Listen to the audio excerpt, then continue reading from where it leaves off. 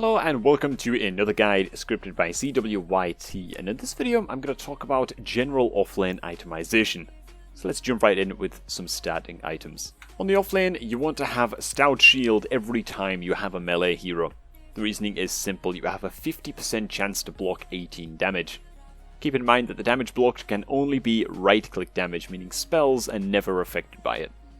Stout Shield has the best gold to value ratio, and there's nothing that can make you tankier for the same amount of gold. It also works on ranged heroes, but the damage block is halved, and buying iron branches or whatever stat items you want is way better in terms of value per gold spent. Next up is regen items, and the question is, how much should I buy?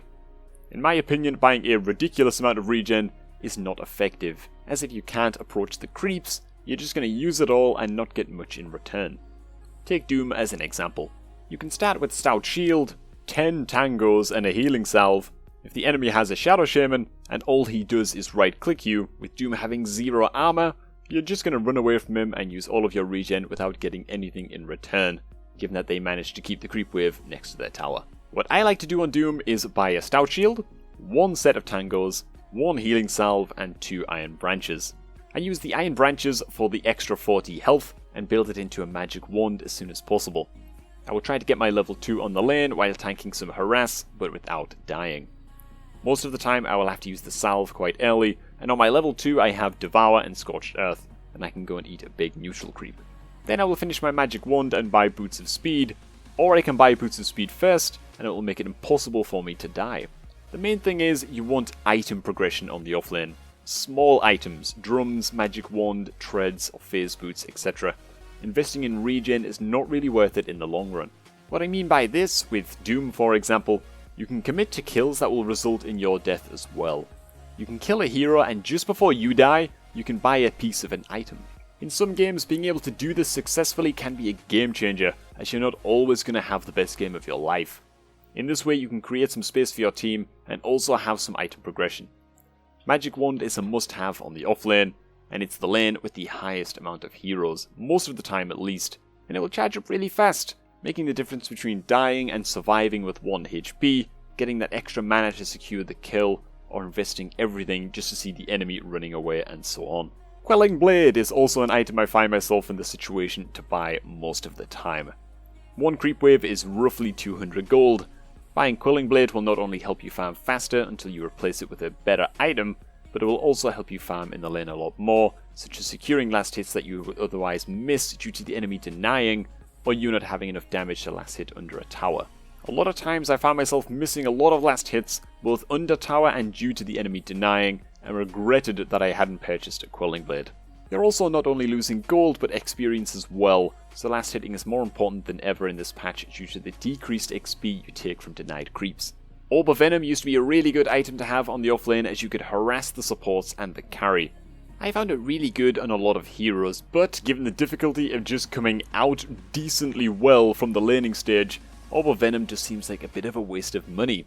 The only heroes I think it's still good on are Nature's Prophet and Wind Ranger, 2 heroes that use right clicking to dominate the lane.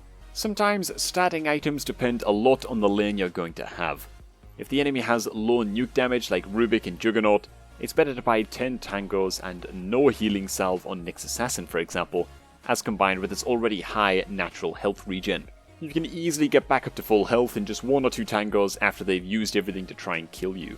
If they have Ancient Apparition with Chaos Knight, I would start out with Stout Shield, salve, 1 set of tangos, 2 iron branches, or maybe an enchanted mango instead of the salve. If I die every time they engage me, it means I will never be able to even use my salve. In this situation, I minimize the gold I need for Magic Wand, which is the only item that can make the difference between dying or surviving at that point in the game. Now about the mid and late game. The offlane role generally is represented by a utility hero, such as an initiator, disabler, pusher, or a durable frontliner.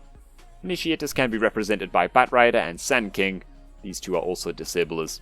Pushers can be represented by Nature's Prophet and Beastmaster, and durable by the likes of Underlord, Abaddon, and so on. The itemization can be somewhat generalized for each kind of category, but take it with a grain of salt as every situation will differ from case to case. For initiators, you want to buy utility items like Dagger, Force Staff, and Yules. these items basically allow you to initiate. Use offers both an offensive and defensive disable, and Force Staff can also be used offensively or defensively on yourself or your teammates.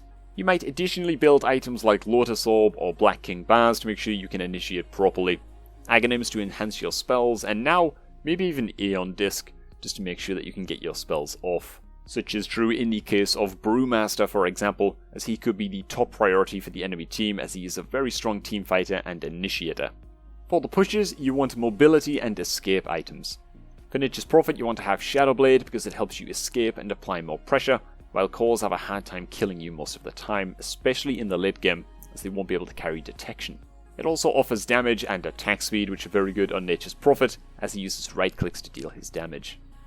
On Beastmaster, Dagger is the way to go. It allows for both initiations and escapes. You also want items that enhance your pushing, such as Assault Cuirass, Necronomicon, and Desolator. You'll also often find yourself in the position where buying a BKB can help a lot, because you can push the base, and if the enemies have no Basher or magic immunity piercing stuns, you just activate it and TP out, forcing the whole enemy team to go back, and buying your team some time, or just to create some offensive opportunities. Frontliners are not really in the meta right now, but some items that enhance their tanking are Solar Crest, Pipe of Insight, Crimson Guard, Lotus Orb, Assault Cuirass, and Guardian Greaves. What you build depends solely on the game and the hero you are playing. In summary, itemization is influenced by the hero you pick and the matchups you're going up against both in the early, mid, and late game. Assessing your enemy's kill potential and your ability to escape death is going to be key to figuring out how much regen you need in the laning stage. This guide has been scripted by CWYT, and I hope I've helped you grasp a better understanding of the Offlane Role in patch 7.07. Thanks for stopping by, do drop a comment down below, thanks for watching, and we'll see all of you guys in the next one.